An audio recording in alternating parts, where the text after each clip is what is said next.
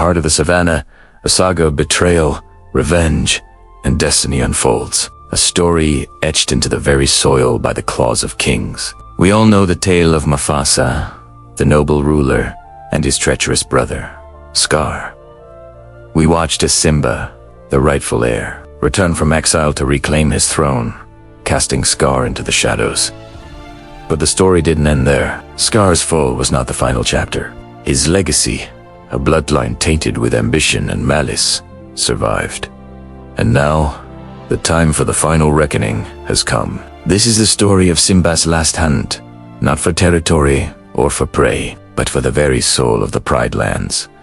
It's a mission to extinguish the last embers of Scar's lineage, a dynasty of darkness that threatens to rise once more, deep within the unforgiving expanse of the Outlands. Scar's descendants have been biding their time, nursing old grudges and plotting their return to power. They're cunning, ruthless, and carry the same fire of envy that once consumed their infamous ancestors. For years, an uneasy peace has settled over the Pride Lands under Simba's rule. The circle of life, once broken, was restored. The herds returned, the rivers flowed, and the land healed. But a shadow lingered on the horizon, a constant, unspoken threat that haunted Simba's reign. He knew that as long as Scar's blood flowed in the veins of any lion, his kingdom, his family, would never be truly safe. The whispers carried on the wind spoke of a new pride forming in the desolate lands, beyond the border, a pride built on Scar's twisted ideals. Our journey takes us to the edge of civilization, where the lush greenery of the Pride Lands gives way to barren rock and volcanic vents. This is the domain of the outsiders. Leading them is Zira, Scar's most devoted follower, a lioness whose heart is a cold stone of hatred for Simba. And her children, Nuka, Vitani, and Kovu, were raised on one single purpose: to avenge Scar and seize the throne. They are the living weapons of a long-dead tyrant, each one a piece of a vengeful puzzle. Simba, now a wise and battle-hardened king, feels the weight of his past. The ghost of his father Mufasa and the memory of his own battle with Scar are ever present. He sees the same dangerous ambition in the eyes of the young outsiders that he once saw in his Uncle S. He knows this isn't just a territorial dispute, it's a war of ideologies, a battle between light and darkness. The final hunt is not an act of aggression, but one of grim necessity, a king's solemn duty to protect his people from a recurring nightmare. The first confrontation is inevitable. Scouts report sightings of outsiders encroaching on the borders, testing the defenses, and challenging the pride's authority. Simba leads a patrol to the edge of the gorge, the very place where his life was shattered so many years ago. The air is thick with tension. On the opposite ridge, Zira and her pride appear, their gaunt figures silhouetted against the blood-red sunset. There are no roars of challenge, only a chilling, silent understanding.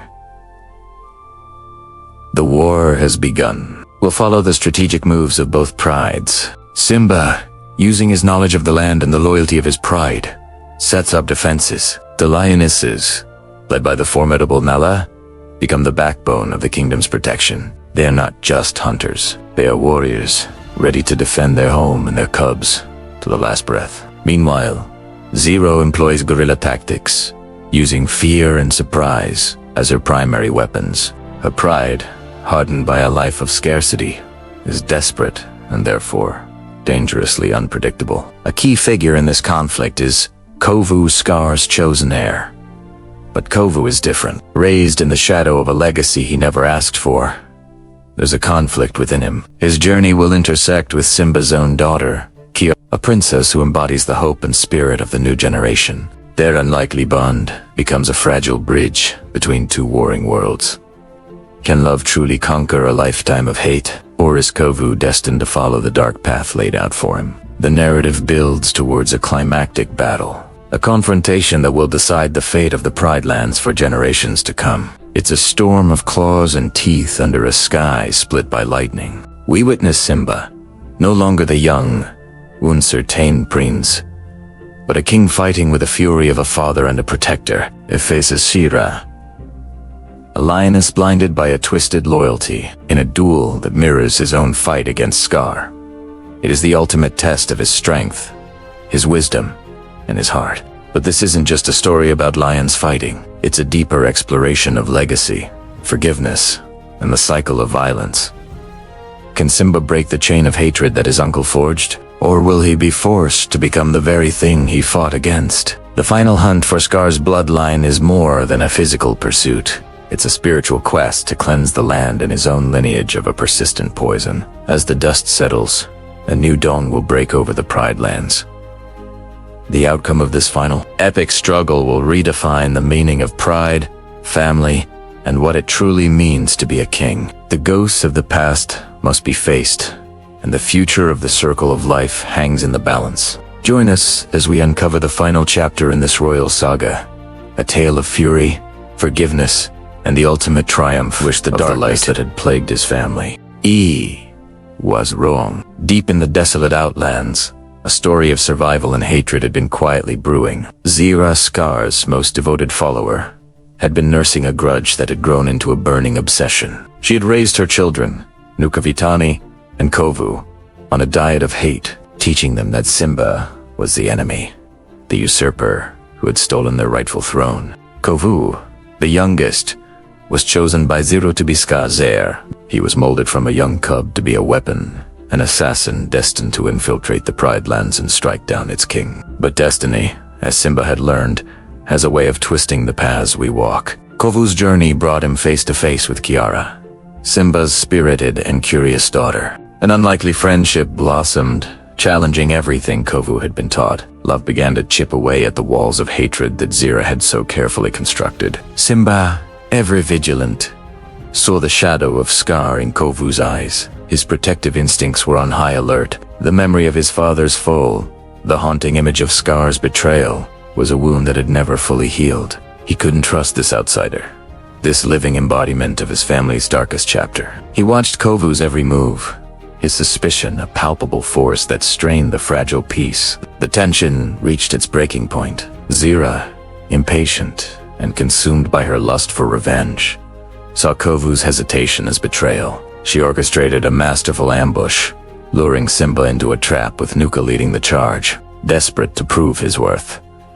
The battle was fierce. Simba fought with the ferocity of a king defending his home, but he was outnumbered and caught off guard. In the chaotic fray, tragedy struck. Nuka, in his reckless attempt to capture Simba, was crushed by falling logs. His death was a devastating blow to Zira, who cruelly blamed Kovu for the loss. Banished by Simba, who believed he was part of the plot, and cast out by his own mother, Kovu was alone. But Kiara, whose heart saw the truth, refused to accept her father's judgment. She defied him, finding Kovu and reminding him of the love that had grown between them. Together, they realized they were the bridge between two worlds, the key to ending the cycle of hatred.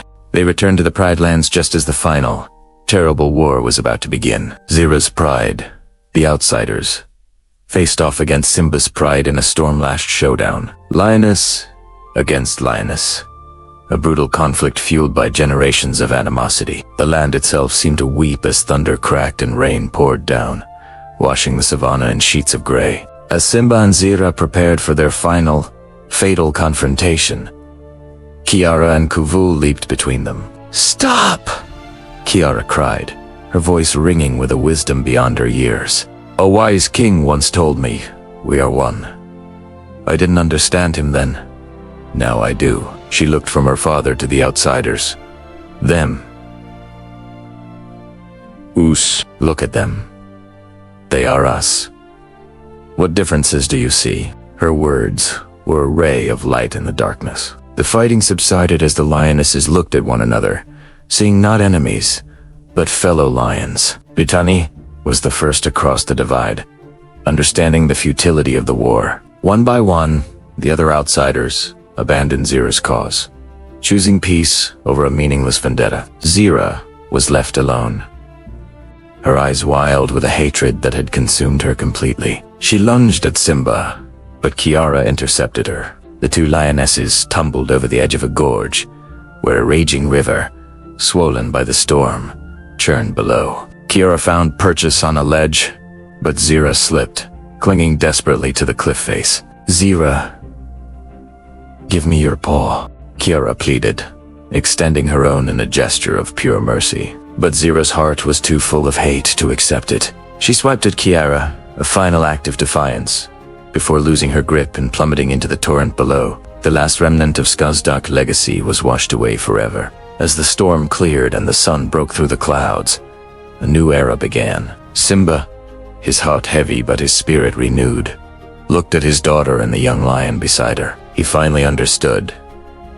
The past did not have to define the future. Love was a more powerful force than hatred. He welcomed the outsiders back into the pride, uniting the two prides as one. The final hunt was over.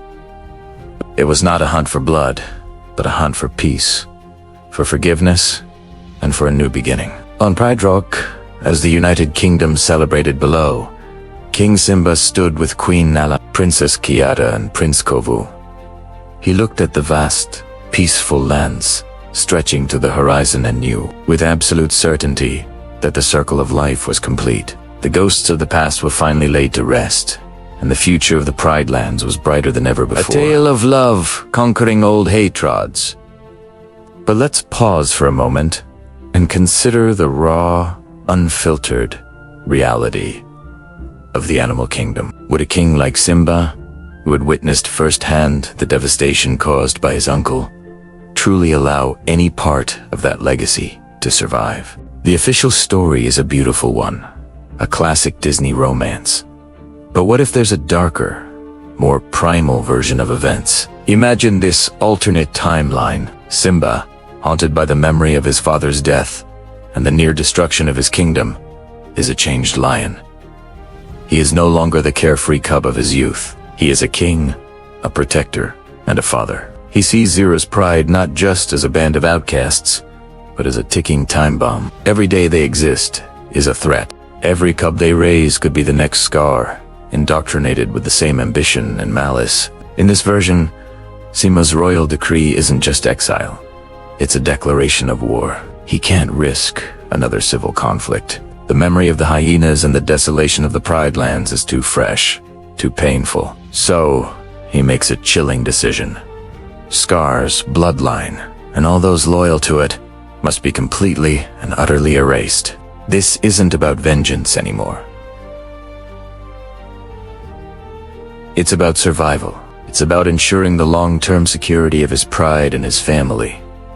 So begins the final hunt. Simba, leading his strongest and most loyal lionesses, ventures into the desolate, termite, mound-riddled outlands. This isn't a land of sunshine and song. It's a barren wasteland, a perfect reflection of Scar's reign. The air is thick with tension. The hunt is on, not for food, but for their own kind. Zira's pride is fierce, hardened by the harsh conditions of the Outlands. They are formidable warriors, fighting with the desperation of cornered animals. The initial clashes are brutal and bloody. Lions against lions, claws and teeth flashing under the pale, unforgiving sun. Nuka, Zira's scrawny and unstable older son, is likely one of the first to fall. Always eager to prove himself, but never quite measuring up, he would charge into battle recklessly, only to be quickly overwhelmed by the superior strength and strategy of Simba's royal guard.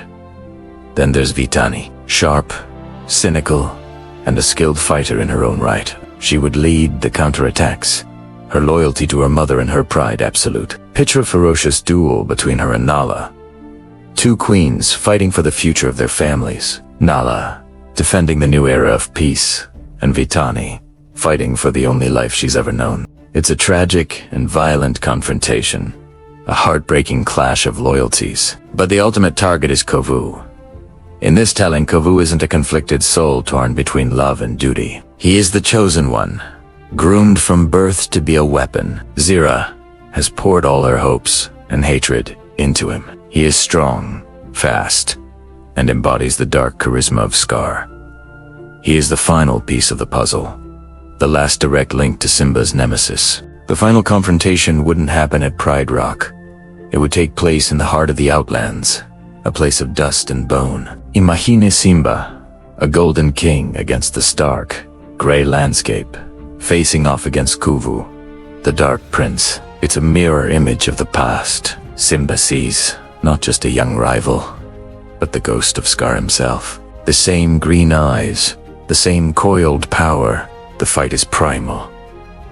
It's not just two lions. It's two ideologies, two legacies, clashing with thunderous force. Simba fights with the weight of his kingdom on his shoulders, the memory of his father fueling his every move. Kovu fights with the burning rage of a dispossessed heir, every lesson from Zira driving him forward. There's no dialogue, no grand speeches, just the raw, guttural sounds of a life-or-death struggle. In the end, Simba's experience and righteous fury prevail. Is the king. Tested by fire and tragedy, he cannot and will not allow history to repeat itself. With a final, decisive blow, Kovu is defeated. The last of Scar's bloodline is gone. As Kovu falls, Zira's world shatters. Her entire existence, her singular purpose, was to see Scar's heir on the throne. With Kovu gone, her fire of vengeance is extinguished, leaving only the ashes of despair. In this scenario, Zira doesn't dramatically fall into a raging river.